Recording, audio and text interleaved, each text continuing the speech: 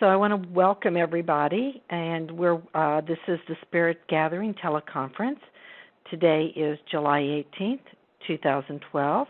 My name is Barbara Standiford, and our topic this evening is going to be Enlightenment in the Body, and I'm very glad to have you join us.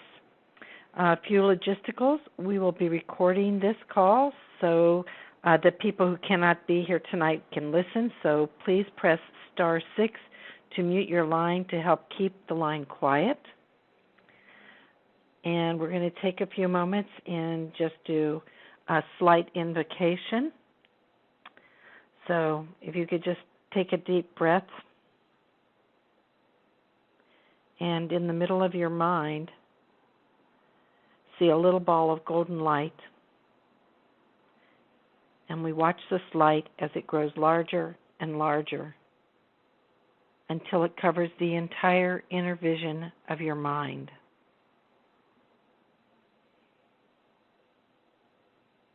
We see in the middle of this light a temple surrounded by a beautiful garden with water running through it.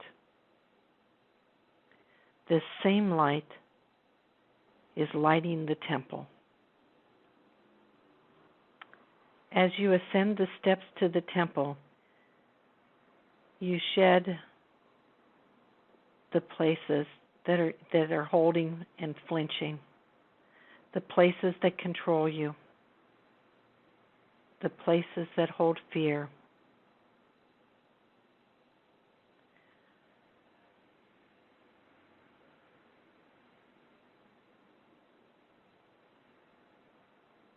As you walk in, let the anxieties of today go away, the worries, the upsets that you've had this day.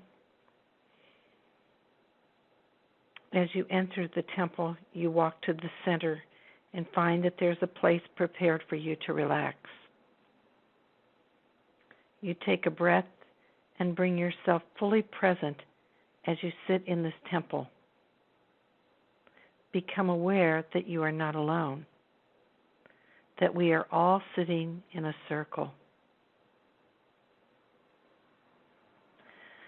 Take a moment to place your hands in front of you, palms up, sending the energy and connecting the energy in the middle of the circle.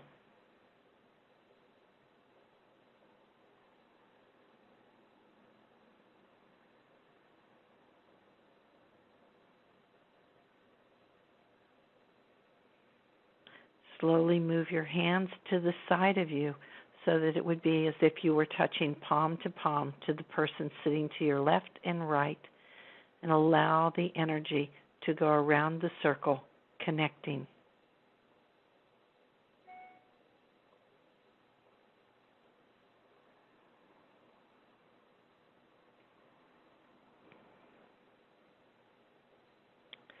Slowly bring your hands down. Take a breath and gently open your eyes.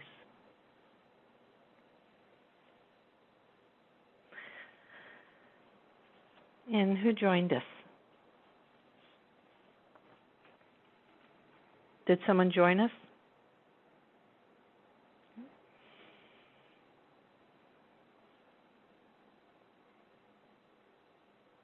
Now let's set our intention. May we deepen our connection to the divine. May this sharing serve each of us on our spiritual journey. May it serve our communities and the planet.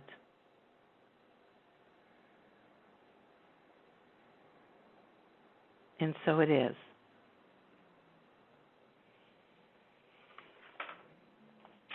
This evening, my topic is Enlightenment in the Body.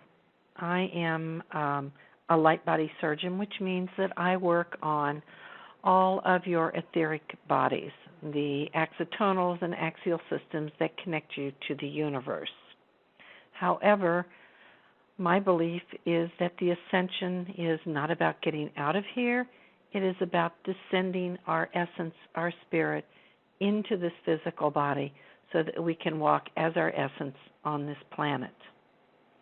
So a lot of my work lately has been with trying to get those parts of the person's psyche that does not believe that they are worthy to be loved by God. This is what's showing up for me. So I found a poem that I thought spoke very gently to this, and it says, "The oldest wisdom in the world tells us we can continuously unite with the divine while in this body. For the combining of the physical and the spiritual is why we were truly born. If we miss our destiny, nature is not in a hurry. She will catch up with us someday and compel us to fulfill our secret purpose." I'm sure I don't have to tell any of you that we are in accelerated times, and these times are accelerating and altering our perception of our time, our memories, our beliefs, and our perceptions. Our DNA is being rewired. Our physical, emotional, mental, and spiritual bodies are in the process of dropping our perceptions and limited programs of who we are. However, somewhere beneath the surface of our wants and needs lies a deeper longing, a yearning that connects us to who and what we are as an essential being. What I'm seeing in my practice lately is people who have been on their path for a while and have done quite a bit of healing, but now they're coming in with issues that they thought they had already cleared, or they're now bringing in a past life. In fact, I have an entire group in Germany that remembers a past life in Egypt together. And I'm working with them all because we're working not only on the individual level with them, but we will be working with them on the group level for all the people of Germany. So it's really quite exciting from this. They are really concerned with the past life. For me, when we're looking back at a past life, that means we are leaking energy in the past. So the thing that I try and let people know is that the past life is, if it's important to them, we want to find what it is in that past life that is relevant in their present life. I consider it to be a thread that the soul wants to work on in this lifetime. So I have one who feels that she was taken away from her family and hidden so she would not be murdered. I have another one who was killed. So I have people that, feel that they died. I have people that were hidden away. And in this lifetime, what they're running is the one who was hidden away is very afraid to come out and let herself be seen. The one who was killed is afraid to show who she is for fear that she will still be killed. I am also seeing people that are in large groups who've been doing a lot of work, who, as I look at them, you can see that they are embodying much more of their essence. But there is still a part of them that is holding back. And what we've discovered is when I start working with them is that at the very core of their being, there is the part that thinks, the aspect of them that thinks that it was not, that it's done something that God is displeased with, that they are not worthy to be loved, that they've done something so wrong that they have to hide from God. I have people who are, instead of doing, 4 clients a day, they will do 5, 6, 8 clients a day and keep themselves running because they're running for God. They're almost like, if I do, 8 clients a day, God will see how perfect I am and He'll forgive me.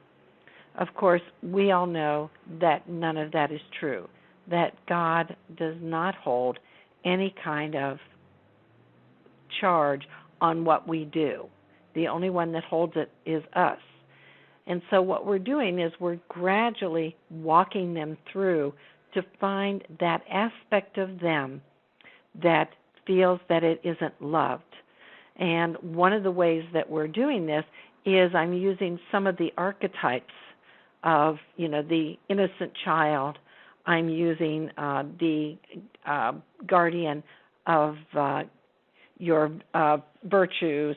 I'm using the guardian of choice, the guardian of your self-esteem, and the guardian of your faith. And how these work are how we make choices. And what I'm seeing with the clients that I'm working with is that we're not so much working with an inner child per se. I'm not really working with their inner child as much as I'm working with that universal inner child, the child that feels that they did something wrong for God. And so when I'm looking at this, I'm looking at, where have I betrayed myself, or where have you betrayed yourself by keeping yourself small so that someone else can shine, which gives you a little kind of what I call a mystical hurt on your soul. It's, because you're not letting your soul be out there. You're almost betraying your soul. So it's a mystical wound to the soul when we do not let ourselves be who we are. We do it because we're afraid that if we, don't have someone love us, that we won't be taken care of. So we will stay in a bad marriage because, then we would have to get out there and take care of ourselves. And these are the exact challenges that the soul is giving you so that you take back your power. When I work with someone who considers themselves to be an orphan child or an abandoned child, most times we will find that they were in a family. So it wasn't like they were truly an orphan, but within the family structure, they never felt that they were part of the group. And it doesn't matter whether we're talking about a family, a religious affiliation, a group at a gym. Anyone who feels that they don't fit into a group feels like they were abandoned or they are orphaned. And the value that the soul is looking for is that when you are not part of a group, when you stand aside, you have to develop your own truth. And in that is the strength that your soul came in for. So we're also looking at what is the soul contract here? What were the challenges that the soul gave itself? What were the attributes that it gave itself to overcome them? And so we're looking at all of these. So when I'm doing the session now, I'm looking at what are they coming in with, and what's the story under the story. I'm also looking at, and what generally happens when I'm doing this work, is that it's not uncommon for a holographic overlay from a past life to come up, of which there was a trauma. Because when there's a deficit in a chakra, it's usually caused by a trauma that shows up in the personality as a weakness in their life. It may present as a change that forces them to heal their wound or their history. Traumas may show up as holographic images that overlay the physical body. And usually the actual trauma can be cleared by a vow break or breaking of a contract or an agreement. And that will usually clear it, and then I can lift that holographic body off of them. It's been quite amazing. What generally happens is on an energetic level, I may see somebody who doesn't have a leg or has a broken leg, and when you question them, they will, say that that leg has always been weak, that at some point there may even be times when they don't even feel that leg. And when I can go in and break that vow or that contract or that agreement and allow that holographic body to go away, I do that. One of the things that is still left, though, may be shock in the body. When we go into shock, we do an in-breath, which, brings down our diaphragm, and we roll in our lungs. So I generally like to ask somebody who's, if I see trauma on them and there's still a shock pattern that needs to be absolutely released from the physical body, I try and find a body worker who's familiar, like a Rolfer or somebody who does some kind of manipulation of the body that will go in there and open that section of the body up, the diaphragm, the spine. Usually when we're talking about the diaphragm being concaved and the lungs, I usually find that their neck is also and their hip is out of alignment. So when this comes up, if I can have somebody open that up, it frees the body in a way that it hasn't been before. I also, when I'm working on them, may find their ancient history in their bones. So their bones will tell a story. And I go in and try and clear the bones for them. And one of the things that I do when we're looking at this particular group that I'm working with is in Germany right now. There's a lot of people and all of their stories. It was really quite fascinating that although I could look at their life from back in Egypt, I can bring it forward and look at their life today and how it applies to them as an individual. But you could take every single one of their stories and plug it into a character within the Holocaust. We have the woman that is their spiritual leader who, her story is very much like a rabbi. She was like a Pharaoh's wife. She was killed. She was the leader of the people, and it fits right in with being a rabbi. You have the children that were hidden. You have the children that were gassed. It was, amazing.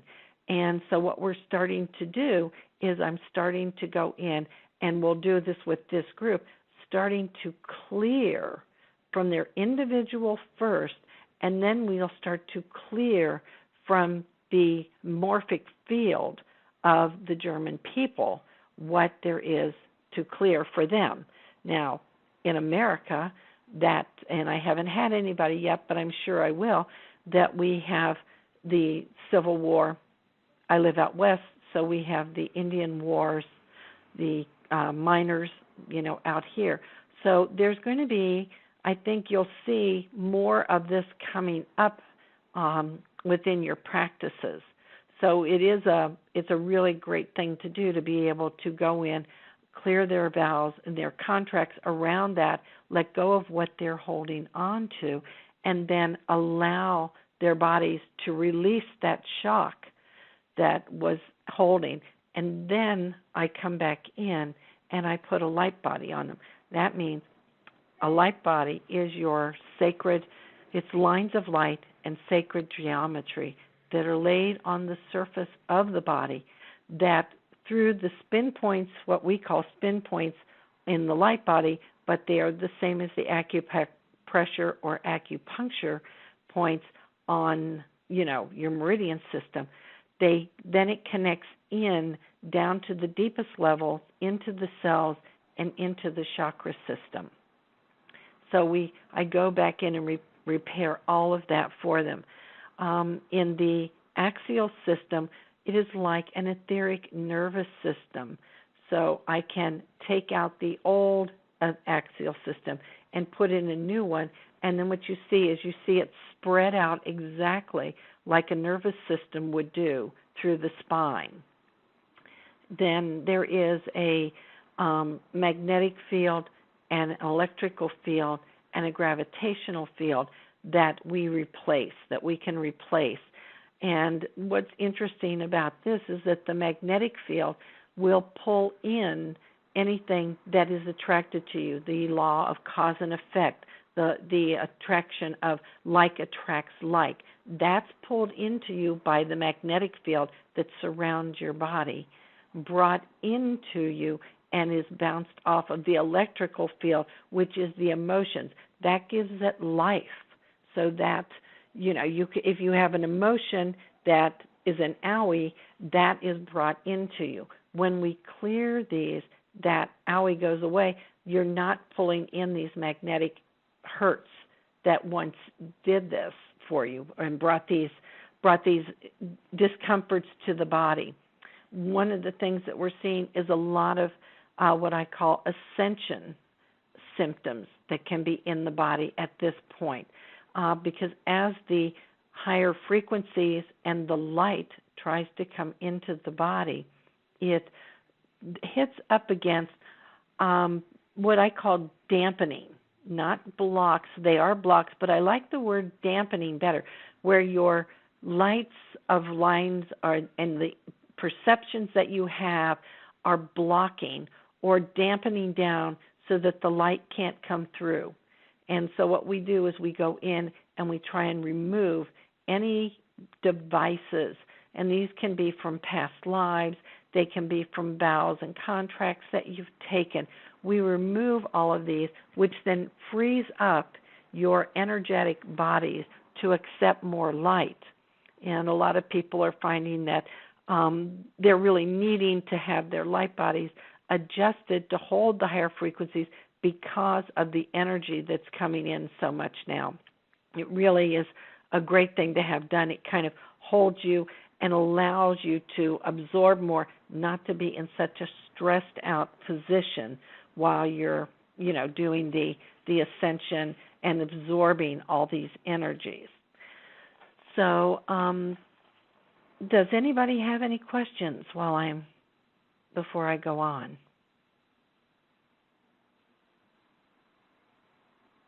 No? Okay. If you did, you could star 6 and unmute yourself. This work is really valuable, and what I see is a lot of work that I do with patients who've had surgeries.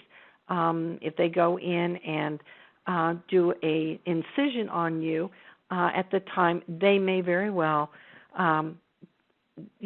cut into a light line. They may cut into your meridian system. They may cut into your field. They may cut into a chakra. And so what I do is I go in and repair all of those fields. I can replace the chakras.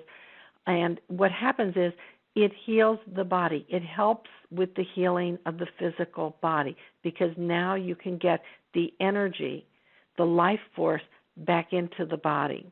And so we do a lot of that. I do a lot of that work where I'm really repairing their bodies after surgeries, before surgeries. I set up a field, and sometimes I will literally call in etheric surgeons to be in the room, and we will go ahead and repair the field as the person is coming out of a surgery. So we're doing all of that. One of the things that I look at, as far as some things that are going on within the body, are I'm looking for the blocks in your creativity, because we are born to be creative. And when you're looking at the second and third chakras, those are our creative chakras.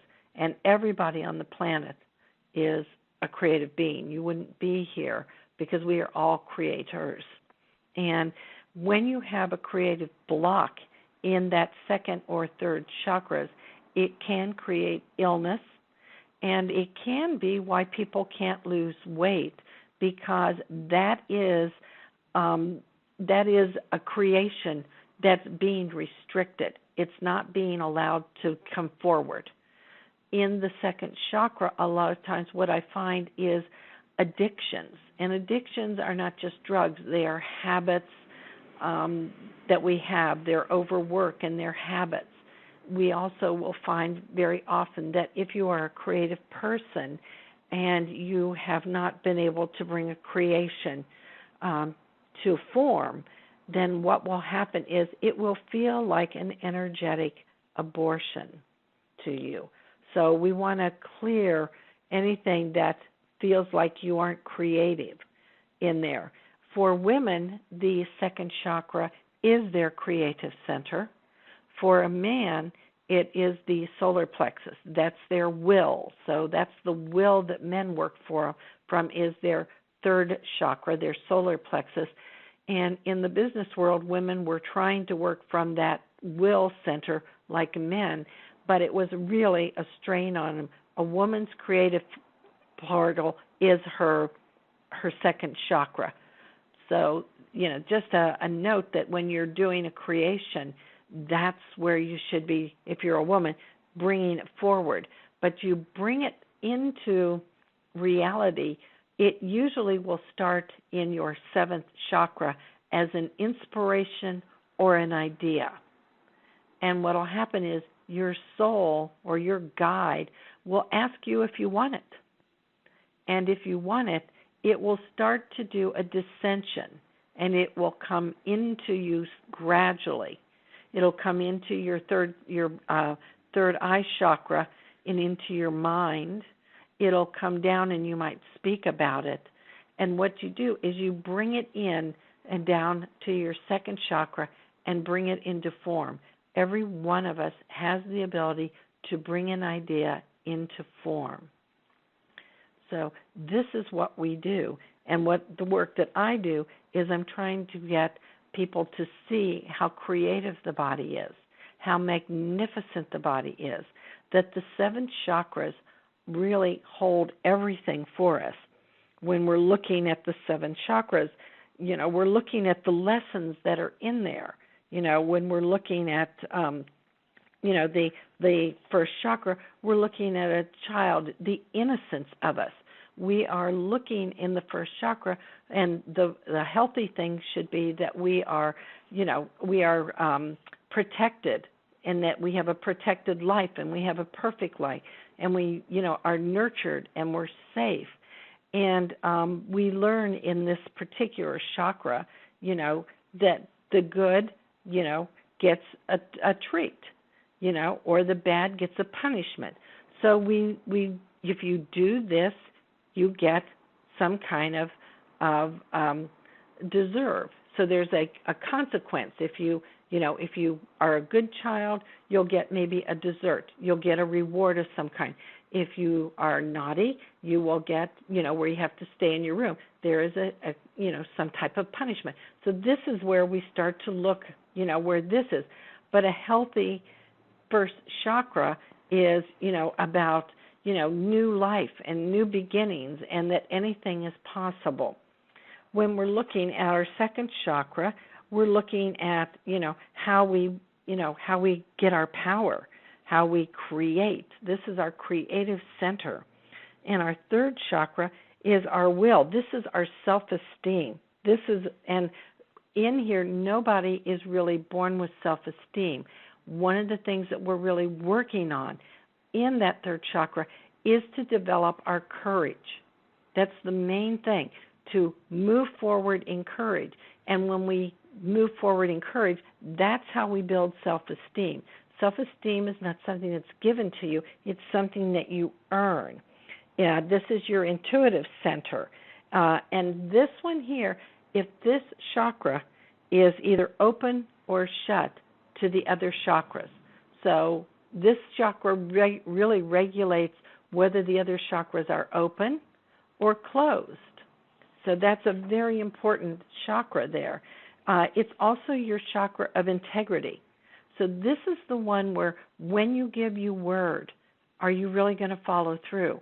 So this is a very valuable lesson in that third chakra about your integrity, knowing where you stand. What is your truth? The archetypes that really play out here a lot are the victim and the martyr, because they have to climb out of that. They have to, climb out of, being a victim, climb out of being a martyr. They have to reclaim their empowerment and take responsibility for their independence and their relationship to power. The fourth chakra is the one that we're using for your divine power. This is the keeper of your wisdom, the power to forgive and to release. This holds all your power. Nothing in life cannot manifest without this particular chakra. So everything needs to manifest through this. The fifth chakra is as we know, is the template for the physical body, and this is in the throat, and this is your center of will. This is your need to express your desires and your power choices. This is the center of energy to honor, where you give your word, where you make a commitment. So this is a very important one, so that you can move forward. You have to get your fifth chakra to work so that you're speaking who you are. So it's very, very important. The archetypes that you might find in here would be slave or servant, where you're giving your power away, where you feel restricted. You're restricted by either social, customs in your family or your genetic lineage. You're restricted through thought forms or superstitions. Emotional weight such as guilt could be in here, blocking that throat chakra. In the sixth chakra, this is that resonates with the pineal gland, in the third eye. It's your power to articulate visions and inspiration. This is where you, from your seventh chakra, bring a vision or an inspiration down and you start to articulate it. And there's two strengths to this chakra, and that is the skill of focusing attention and applying imagination. This is the ability to take an idea and bring it into reality in the physical form. This chakra empowers our attitudes, beliefs, memories, and overall character of our rational mind. And finally, the seventh chakra is the chakra that's is the divine energy or life force of the universe enters this body. This is where an archetype actually takes over and becomes a personality. The universal child archetype takes on the personality of an inner child at this point. So this is where a universal, which is what I'm seem to be working with, where although it may appear as an inner child, it actually is a universal inner child that's saying, this is I wasn't loved as a child and God didn't love me. So we're clearing both. We're clearing the inner child. We're also clearing the universal child. So it's about 6:11. Does anybody have any questions or any comments?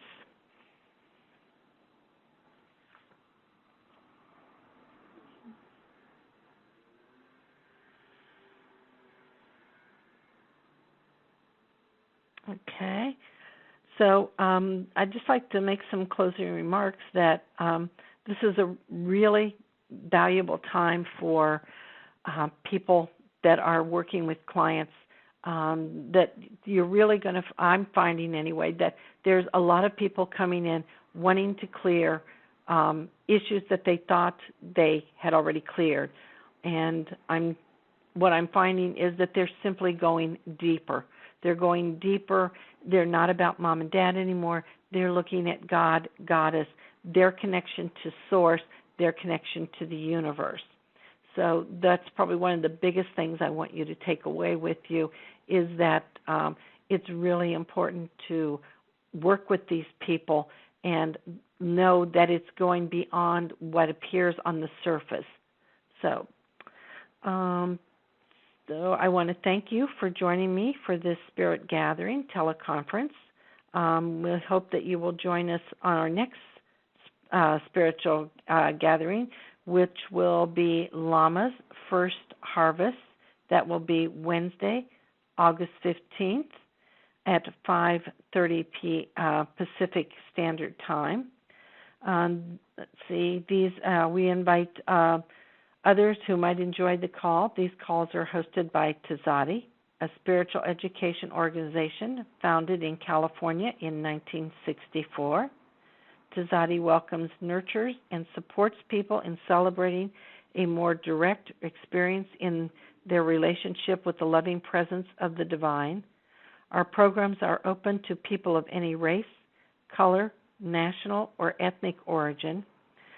Visit us at www.tzaddi.com Tzaddi.org to learn more about our work and click on the payments if you would like to make a tax-deductible donation.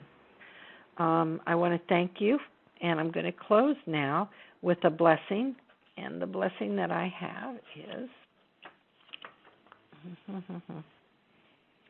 let nothing disturb you, let nothing dismay you. All things pass, God never changes, patient attains all that is strived for.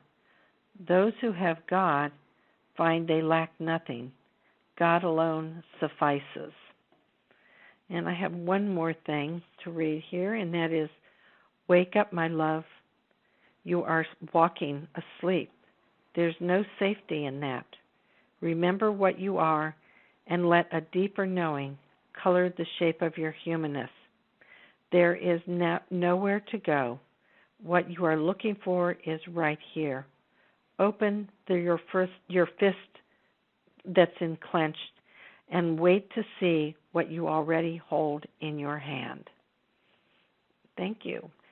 So Amy, is there any remarks you want to make, or any announcement you want to make?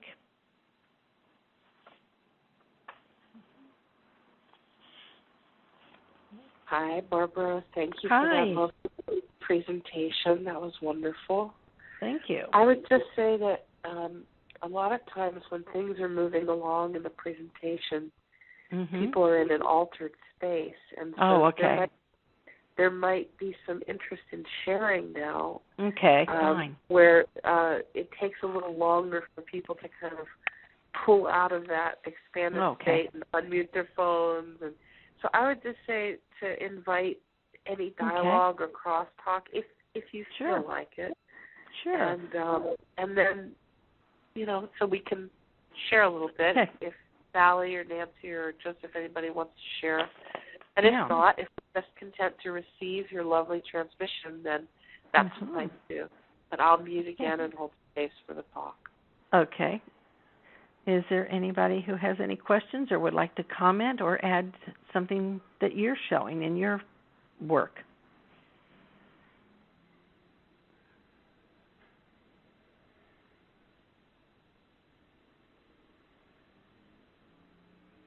I invite anybody who would like to say anything. Hi, this is Sally. Hi, Sally. I'm just curious what other areas you're seeing. You kind of said that we're in this period of acceleration. Right. And I just wanted to invite you to talk a little bit more about that in general, because I'm definitely seeing it in my personal life, and it seems to be reflected in other people's lives and situations. Right. So, what I'm seeing is we are having a huge influx of waves of light that are kind of coming into the planet at all, on kind of pretty steady basis now. Okay? And that light is filled with information.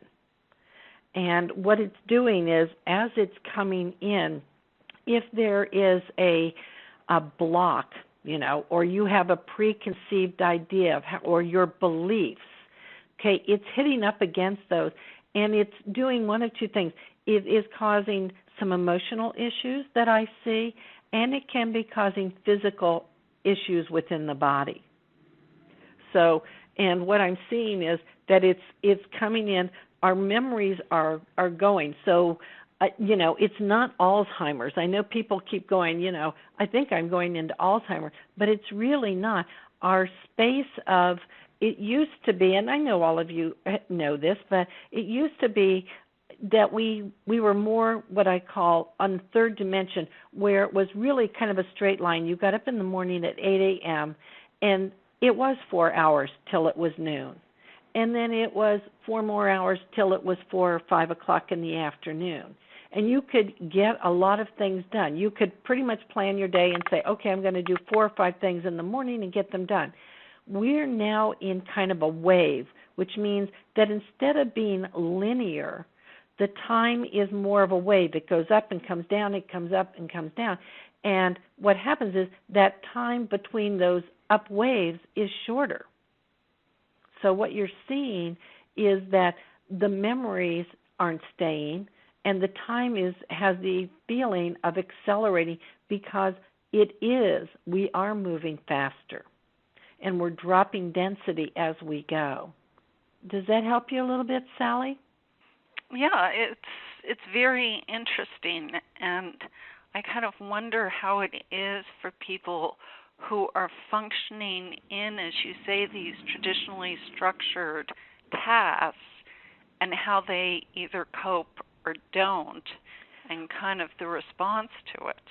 Yeah, I think what I'm seeing is that they don't actually know what's going on. What I think you will find is that people are much more open to spirituality now. I mean, we can look back 5-10 years ago, and people scoffed at astrology. They kind of scoffed at a lot of the things that we just took for granted. But now you see it becoming more mainline. I know I live out here where Microsoft is, and you would be amazed at how many spiritual people are putting on programs within Microsoft. So I think that what we're seeing is they may not have the language for it, but what they're doing is they are waking up and they're starting to, search out astrologers or tarot cards, or, they know that there's something more, but they are not quite there. And, and they kind of think that some of this is, something's wrong with them. Whereas, what I'm doing is trying to tell my people, no, this is the part of the ascension, So a lot of times I'll have people who'll come in with, headaches or neck aches or back aches and things like that.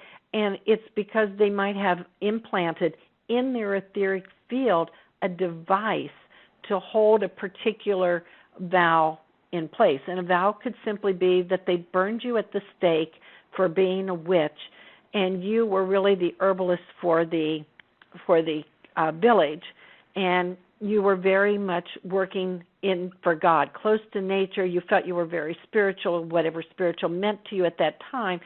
And when they burned you, you said, I'm never going to do that again. So consequently, what you've done is you've taken a vow not to be an herbalist or to bring those skills forward. And in that, you may have put a little crystal or some kind of device in there that if you started to study herbology, you might enjoy it, but you would never think of taking that out and opening a store.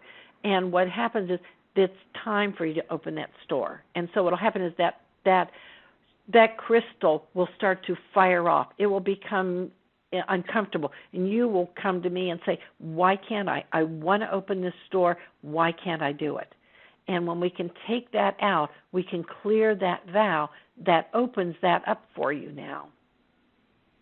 So does that help you a little bit? Yeah, it's great. Thank you. Yeah, so that's what's going on there. Does anybody else have a question?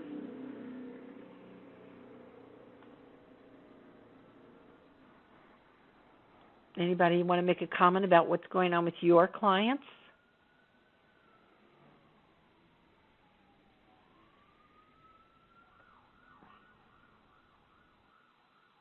Hi, this is Nancy. Hi, Nancy. Hi, how are you? Thank you very much for your presentation. Mm-hmm. I'm experiencing much the same things that you've been talking about. I think,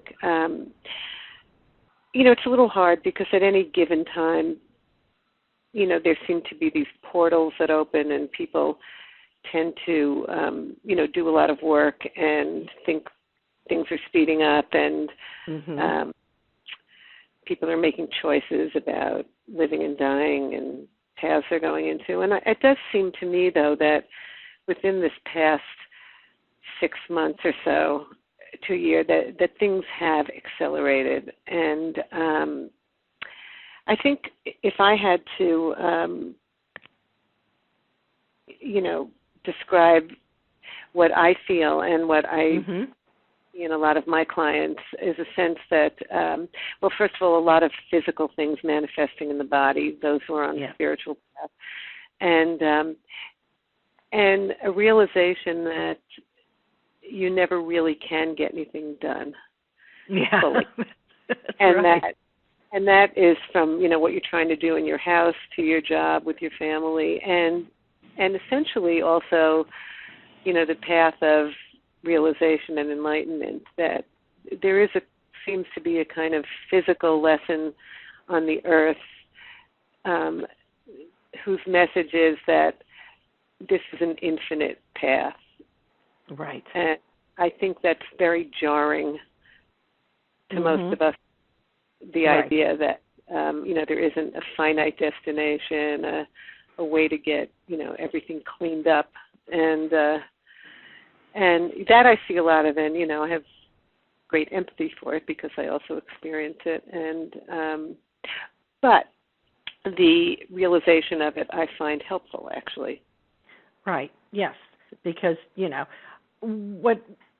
it's like anything, like I think what I'm finding with my clients, and you probably are finding with yours, is that the kind of a little bit of a frustration with them, because the ones that come to me have been doing their spiritual work for a while, and so they're looking at it and they're saying, but I already did this child.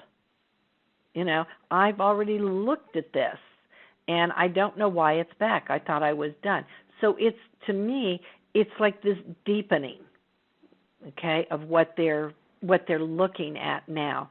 And I know it can be frustrating for not only them but for us. But I think when we know that, and yeah, I think that if we totally, if this was not, this whole planet is about experiences. So if we don't have experiences, there's no reason for this planet to be here. So, I always look at it that way, that it's kind of a double-edged sword.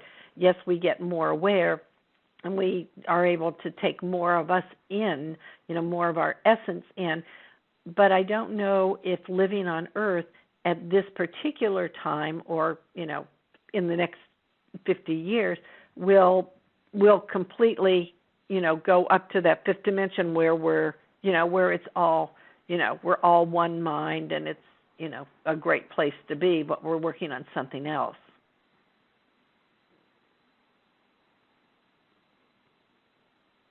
So I can understand your frustration there, yes, and the client's frustration, yes, because I know my clients are frustrated too. Yeah, I ultimately feel it's very liberating, though. That's the interesting. Yeah, it is. To me, it is, because okay, here's another piece of the puzzle, and then you kind of get a reprieve in there too. And I don't know if any of you know that tonight is a new moon, and this new moon is about activities. Let's see here. It's this new moon marks the time of triggering and activities, the stormy winds of change. So this could be both literal and metaphoric. So under this new moon, it's time to anchor in something big, some new directions, commitments, realizations, and relationships, move initiations or projects. So this would be a great time if you're doing a project to maybe, decide what it is you want to do, what's your heart's desire. So this is the moon. This is the energies coming in today. So, talking about the energies moving and the new energies coming in all the time. So, we've had quite a few. I don't really follow this all that much, but I know that there's been quite a few. Like double things in a month. Some of them. New moon and a full moon, and so the energies have been really impacting a lot of people. Anybody else have anything?